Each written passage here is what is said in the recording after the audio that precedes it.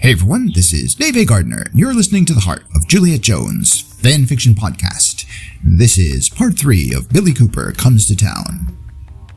And so it was that William G. Cooper Esquire, pride of the Atlantic News Group, happily full of himself, stepped into the boss's office, ready for hell. All of his op-ed articles were controversial, he knew, like that time he wrote on the scientifically proven possibility of males being able to handle the second trimester of pregnancy with greater grace than females. Of course, it could never be proven in reality, so he thought he was free and clear from backlash, but this was an entirely different enema. For some odd reason he would never know, women got all up in a tiff when marriage was mentioned. Maybe he didn't need to say the over 21 part. 23, perhaps. Give a man some time to graduate college. Rumor have it, I did it again, he said to his illustrious editor-in-chief as he slid neatly into the office like the world was on standby for an applause. How many of my female readers did I offend this time, boss?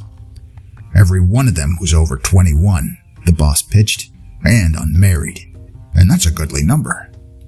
The boss, Mr. Ernest T. Tenney, whom Cooper unaffectionately called Ernie, was a squeegee of a fellow, portly around the potbelly, bald except for a streak of hair from front to back, and held tired eyes that appropriately matched the pigsty of papers on his desktop. His tie was loose around the collar, and he was munching on a cigar that reeked of a job on the brink of a stressful meltdown, and it was barely past 9 o'clock. Billy grinned his white-shorn set of chomps and prepared himself for a song and dance. Do I cross the Alps barefoot and prostrate myself before the temple of Athena, he mused. Not on company time, Ernie muttered, troubling himself to lean forward, his gut holding him back from reaching up far enough to hand over a piece of paper. Just read this letter. Billy perused the letter content, like washing the back end of a buffalo. But now wait a minute, this girl had something to say. She's mad, she's literate, she's bright, he said, with the deepest respect for this Juliet Jones. And without a doubt, very ugly, he added. Ernie never did appreciate a smartass.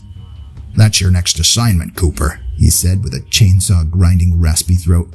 Find out what she is. What baffled Cooper was hardly the fact that he would have to hunt down this Juliet Jones, but rather how in the H-E double hockey sticks did Ernie finish sucking down his cigar and start in on a cigarette in less than 60 seconds flat. The man was an absolute wonder.